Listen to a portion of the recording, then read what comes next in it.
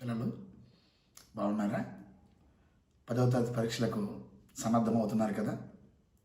ఇప్పటికే మీరు బాగా చదువుతూ ఉంటారు. మొదటి పరీక్ష తెలుగు పరీక్ష.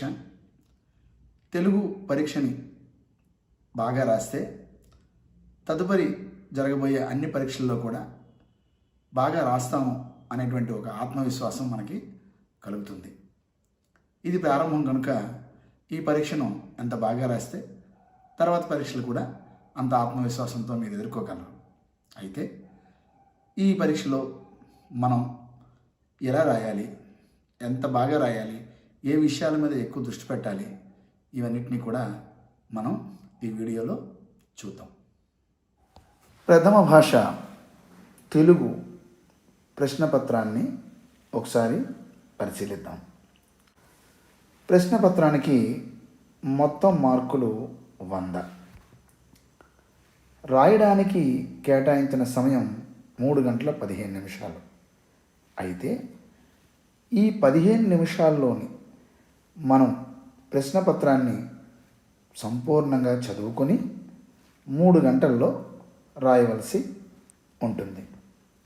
ఇందులో సెక్షన్ లేక విభాగం 1, తర్వాత విభాగం 2, తర్వాత విభాగం 3 అని ఈ ప్రశ్నపత్రం మొత్తంగా 3 విభాగాలుగా ఉంటుంది. ప్రశ్నపత్రంలోని సెక్షన్ 1 గురించి చూద్దాం.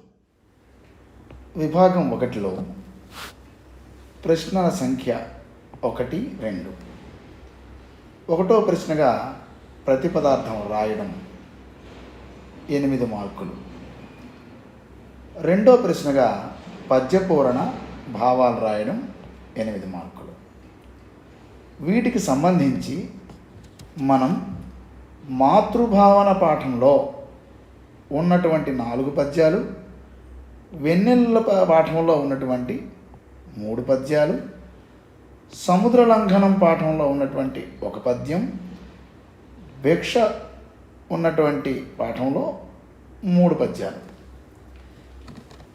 1, 2 ప్రశ్నల కోసం మనం ఈ 4, 3, 1, 3 అయినటువంటి మొత్తంగా ఈ 11 పద్యాన్ని మీరు సంపూర్ణంగా నేర్చుకోవడం, భావాన్ని రాయడం, ప్రతిపదార్థాన్ని రాయడం చేస్తే వీటి మీద మనం పూర్తిగా ఆధారపడవచ్చు. అయితే శతక మధురిమ పాఠంలో నుంచి కూడా కొన్ని పద్యాలు మనం చూసుకోవాలి. రాసేది ఎలాగూ మనం పరీక్ష కోసం సన్నద్ధత కాబట్టి వీటి మీద మీరు పూర్తిగా ఆధారపడవచ్చు అనే విషయాన్ని మాత్రం ధృవీకరించుకోవచ్చు.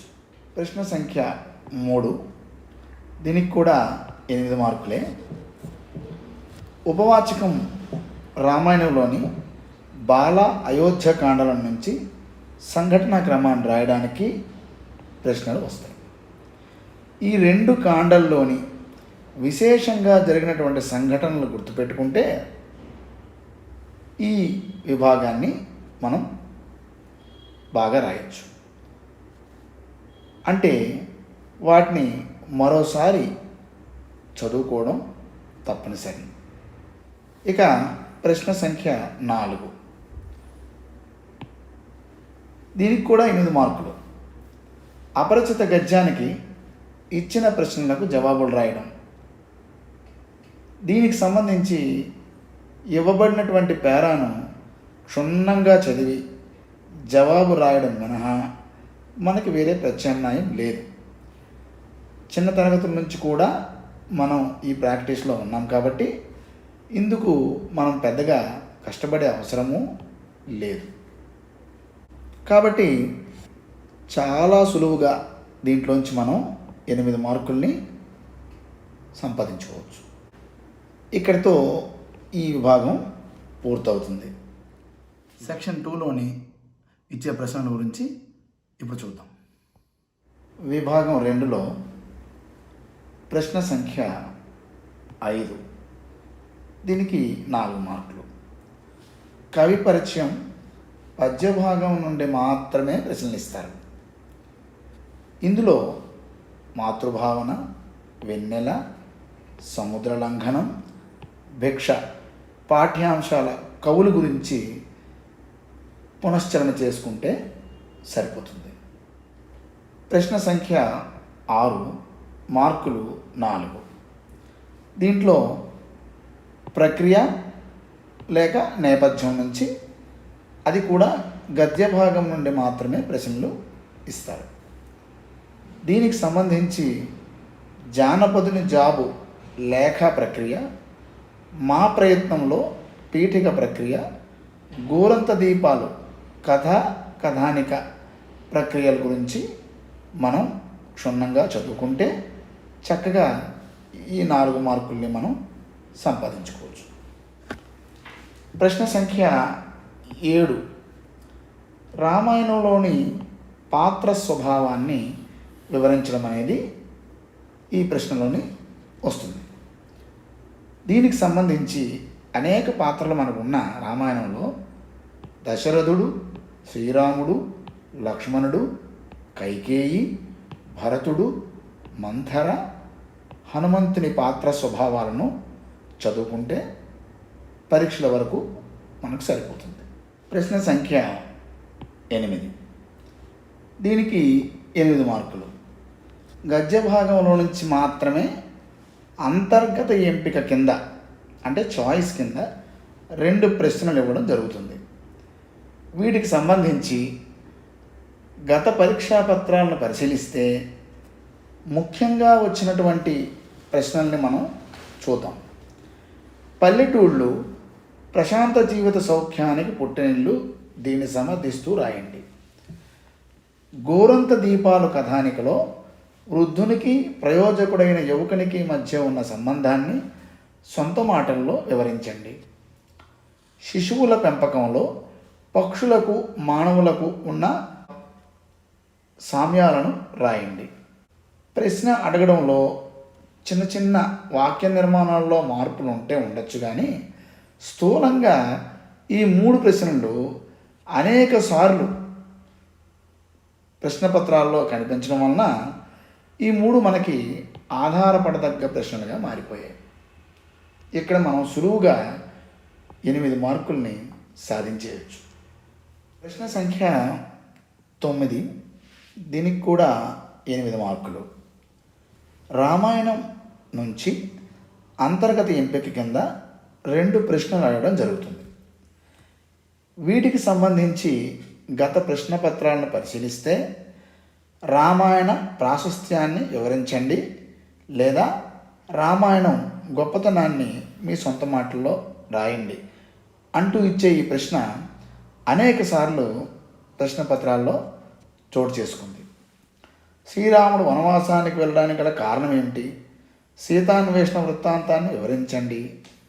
శ్రీరామ సుగ్రీవుల మైత్రిని వివరించండి అంటూ వచ్చేటువంటి ఈ 4 ప్రశ్నలు మనం పరీక్షకు సంబంధించి పూర్తిగా ఆధారపడదగ్గ ప్రశ్నలు. ప్రశ్న సంఖ్య 10, దీనికి కూడా 8 మార్కులు. ఈ పాఠ్యాంశాల్లోని అంశాలని వేరు వేరు వ్యవహార రూపాల్లో రాయడానికి అంతర్గత ఎంపికతో 2 ప్రశ్నలు ఇవ్వడం జరుగుతుంది. దీనికి సంబంధించి మనం లేఖ, కరపత్రం, ప్రశ్నావళి, నినాదాలు తయారు చేయడం, ఈ 4 అంశాలని కూడా మనం దృష్టి సారిస్తే చాలా సులభంగా 8 మార్కుల్ని సాధించడానికి పూర్తి అవకాశం ఉన్నటువంటి ప్రశ్న. ఈ 10 ప్రశ్నలతో మొత్తంగా 68 మార్కులకు మనం చక్కగా ఎక్కువ మార్కులు తెచ్చుకోవడానికి వీలు కలుగుతుంది.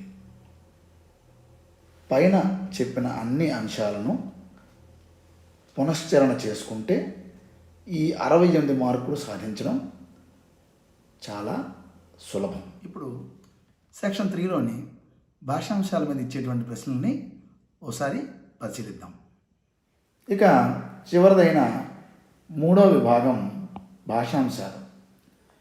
భాషాంశాల్లో 11వ ప్రశ్నగా అలంకారాన్ని గుర్తించి రాయడానికి 2 మార్కులు. అలంకారాన్ని గుర్తించడానికి పాఠ్య పుస్తకంలో ఇచ్చినటువంటి ఉదాహరణలు మాత్రం చదువుకుంటే సరిపోతుంది. అందులోని వృత్యనుప్రాస, లాటానుప్రాస, యమకం, ముక్తపదగ్రస్తం, అంచానుప్రాస, ఉపమా అలంకారం, శ్లేషాలంకారం, అర్ధాంతరన్యాస అలంకారం, స్వభావోక్తి అలంకారం. వీటిని చిన్న చిన్న తేడాల్లో సులభంగా మనం గుర్తించవచ్చు. 12వ ప్రశ్న ఛందస్సు గణ విభజన చేసి గణాల పేర్లు రాసి అది ఏ పద్యపాదమో రాయాలి. దానికి మనకి 2 మార్కులు. ఇందులో ఉత్పలమాల, చంపకమాల, శార్దూలము, మధ్యేవం ఈ 4 ఇస్తున్నారు కాబట్టి ఈ 4ని కూడా మనం వేరు వేరు ఉదాహరణలతో సాధన చేస్తే సరిపోతుంది. 13వ ప్రశ్నగా మనకి అర్థాన్ని రాయడం, గుర్తించడం 2 మార్కులకు మనకి ఇవ్వడం జరుగుతుంది. ఈ అర్థాలకు సంబంధించి అనేక ప్రశ్నపత్రాల్లో ఇచ్చినటువంటి అర్థాలను మనం సాధన చేయడం ద్వారా ఆ 2 మార్కుల్ని చాలా సులభంగా మనం తెచ్చుకోవచ్చు. ప్రశ్న సంఖ్య 14 పర్యాయ పదాన్ని రాయడం, పర్యాయ పదాన్ని గుర్తించడం. ఈ ప్రశ్నలో అనలము, ఆజ్ఞ, అలాగే రాత్రి, స్త్రీ ఇట్లాంటి కనీసం ఒక 10 నుంచి 15 పర్యాయ పదాలు పాఠ్యపుస్తకంలోని మన మనసులో ఉంటే వాటికి ఈ 2 మార్కుల్ని సులభంగా తెచ్చుకోవచ్చు. ఇక 15, 16 ప్రశ్నలకు సంబంధించి అన్నీ కూడా ప్రకృతి వికృతుల్ని సాధన చేస్తే మనకి మొత్తంగా 4 మార్కుల్ని మనం సంపాదించుకోవచ్చు. ఇందుకు గాను పాఠ్యపుస్తకంలో ఉన్నటువంటి ప్రకృతి వికృతుల్ని మనం సాధన చేయాల్సి ఉంటుంది. ఇకపోతే సంధి విభాగానికి సంబంధించి మనకి 3 ప్రశ్నలు సంధిలో ఇవ్వడం జరుగుతుంది. సంధి విడదీయడం, సంధి కలపడం, సంధికి పేరు రాయడం.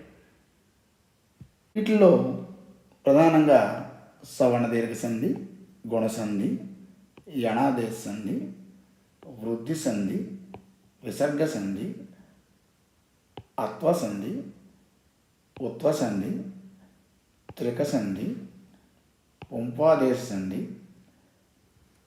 రుగాగమ సంధి, శ్చుత్వ సంధి. ఇవి ఎక్కువసార్లు పాఠ్యపుస్తకంలో రుగాగమ సంధి, లురణల సంధి, ఆంబేడిత సంధి, శ్చుత్వ సంధి వీటికి సంబంధించి మనం ఎక్కువ ఉదాహరణల్ని సాధన చేయడం వలన ఇందులో ఇచ్చేటువంటి ఈ మార్కుల్ని మనం సులభంగా సాధించవచ్చు. ఇక 20 నుంచి 22వ ప్రశ్న వరకు మనకి సమాస విభాగం.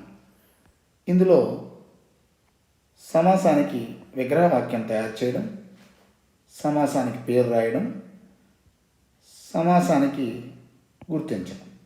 వీటిలోంచి మనం షష్ఠీ తత్పురుష సమాసం, రూపక సమాసం, ద్విగు సమాసం, ద్వంద్వ సమాసం, విశేషణ పూర్వపద కర్మధారయ సమాసాలతో పాటు అవ్యయీభావ సమాసం, నైతత్పురుష సమాసాన్ని విధిగా సాధన చేయాలి. ఇకపోతే 23 నుంచి 25 వరకు ఉన్నటువంటి జాతీయాల మీద అడిగే ప్రశ్నలు మనకి మొత్తంగా 6 మార్కుల్ని సాధించి పెడతాయి. జాతీయాన్ని గుర్తించడం, జాతీయానికి సొంత వాక్యం రాయడం, జాతీయాన్ని వివరించడం. ఇందులో జాతీయాన్ని గుర్తించడానికి, సొంత వాక్యంలో ప్రయోగించడానికి, ఏ సందర్భంలో వాడతామో తెలియజేయడానికి మనకి పాఠ్యపుస్తకంలో ఇచ్చినటువంటి అనేక ఉదాహరణలు ఉన్నాయి. వీటిలో ఎక్కువసార్లు శ్రీరామరక్ష, గుండెలు బరువెక్కడం, పురుట్లో సంధి కొట్టడం, అలాగే ఉన్నదంతా ఊడ్చుకుపోవడం, నీరు కారిపోవడం, కాలధర్మం చెందడం, భగీరథ ప్రయత్నం, ఇదే కాకుండా నిమ్మకు నీరెత్తినట్లు, మంత్రాలకు చింతకాయ రావడం, గజ్జె కట్టడం, కనువిప్పు, గతజల సేతుబంధనం, కబంధాస్తాలు, సుగ్రీవాజ్ఞ, కాలికి బుద్ధి చెప్పు. వీటిని సాధన చేయడం వలన, ఇవి గతంలో ఎక్కువసార్లు రావడం వలన మనకి 6 మార్కుల్ని సులభంగా సాధించవచ్చు. 26వ ప్రశ్నగా ఆధునిక వచనాన్ని గుర్తించడం. దీనికి సంబంధించి ధన్యుడు పాఠంలోంచి మనకు ఎక్కువసార్లు అడగడం జరిగింది. కాబట్టి అందులో ఉన్నటువంటి కనీసం ఒక 10 నుంచి 15 వాక్యాలని సాధన చేయగలిగితే మనకు ఈ విభాగం నుంచి మార్కుని సాధించగలం. ఇకపోతే 27, 28 ప్రశ్నలుగా వ్యతిరేక వాక్యాన్ని రాయడం, వ్యతిరేక క్రియాపదాన్ని గుర్తించడం. ఈ ప్రశ్నల్లో ఇవి అన్నీ కూడా అవునంటే కాదనిలే అన్న రకంగా ఉంటాయి. కాబట్టి చూడండి, చెత్త కుండీలు ఏర్పాటు చేశారు, చేయలేదు, ఇష్టము, ఇష్టం లేదు, రావచ్చు, రాకపోవచ్చు, ఇలాంటి వాక్యాలన్నింటినీ కూడాను తయారు చేయడం అనేది జరుగుతుంది. దీంట్లోంచి ఇక వ్యతిరేకార్థక క్రియాపదాన్ని గుర్తించడంలో మనకి అక అనేటువంటిది మనకు చాలా ప్రధానంగా గుర్తుపెట్టుకోవాలి. రాయు, రాయక, అలాగే చేయు, చేయక, తిను, తినక, ఇలాంటి వ్యతిరేక అర్థాన్ని ఇచ్చేటువంటి క్రియాపదాలని మనం గుర్తించాల్సి ఉంటుంది. తర్వాత ప్రశ్న సంఖ్య 29, 30లో కర్తరి వాక్యాన్ని కర్మని వాక్యంలోకి మార్చడం, కర్మని వాక్యంలో ఇచ్చిన వాక్యాన్ని ఖాళీని పూరించడం. కర్తరి, కర్మని వాక్యాలకు సంబంధించి కర్త ప్రధానంగా ఉండే వాక్యాల్లో కర్మను ముందు పెట్టి క్రియాపదానికి బడు అనే ధాతువుని ప్రయోగించి రాస్తాం. దీంట్లో 30వ ప్రశ్నలో ఇచ్చిన క్రియాపదానికి బడు అనేటువంటి చేర్చడం వలన ఆ ఖాళీని పూరించగలుగుతాం. ఉదాహరణకి రాసెను అంటే రాయబడెను, చూసెను అంటే చూడబడెను, ఇలా పలు ఉదాహరణలు. ఇక 31, 32, 33 ప్రశ్నలు. ఇందులో వాక్యభేదం, వాక్యభేదాన్ని గుర్తించడం. ఇక 31, 32, 33 ప్రశ్నల్లో ఇచ్చేటువంటి వాక్యభేదాల్లో ఆశ్చర్యార్థక వాక్యం, సందేహార్థక వాక్యం, ప్రశ్నార్థక వాక్యం, అనుమత్యార్థక వాక్యం, నిషేధార్థక వాక్యం, ప్రార్థనార్థక వాక్యం, అలాగే నిశ్చయార్థక వాక్యం, విద్యార్థక వాక్యం, సామర్థ్యార్థక వాక్యం, ఆశీరార్థక వాక్యం, హేత్వార్థక వాక్యం. ఈ అర్థక వాక్యాలన్నింటినీ కూడా మనం అందరం తెలుగు వాళ్ళమే కాబట్టి వాటి లోపల ఉండేటువంటి అంతరార్థాన్ని అర్థం చేసుకొని ఆ వాక్యాన్ని గుర్తించాల్సి ఉంటుంది. దీనికి చాలా సులభంగా 3 మార్కుల్ని మనం సాధించే వీలుంటుంది. ఇక్కడితో 3వ విభాగానికి సంబంధించి 32 మార్కులు మనం చాలా సులభంగా తెచ్చుకోవడానికి వీలుంటుంది. 1, 2 విభాగాల్లో 68, 3వ విభాగంలో 32 వెరసి 100 మార్కుల్ని మనము అత్యంత ప్రతిభావంతంగా జవాబులు రాసేటువంటి అవకాశం ఉంటుంది. చూశారు కదా, ఇదే విధానంలో ఈ తక్కువ రోజుల్లోనే ఎక్కువ సమాచారాన్ని పరీక్ష కోసం చదువుకుంటే మరింత బాగా మీరు పరీక్ష రాయగలరు. రాస్తారని ఆశిస్తూ, రాయాలని దీవిస్తున్నాను. శుభం.